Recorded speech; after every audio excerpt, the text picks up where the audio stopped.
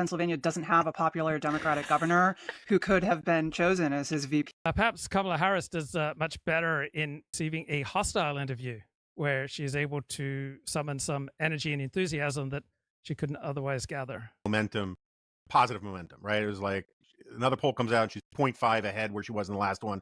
And people could overread that in thinking that it was more momentum than it really was, but at least it wasn't momentum in the other direction. And then all of a sudden it looked in the polls like she was stalling.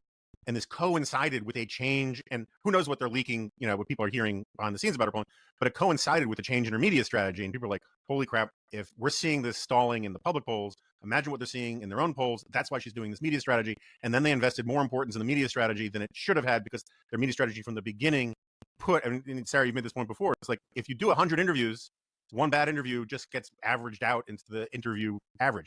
If you wait until 19 days, 20 days to go before the election to give your first hostile interview, people cover it and pay attention to it. I did post-interview analysis on CNN last night in prime time and again this morning. Thanks because very much. CNN is covering this interview like it was essentially a mini debate.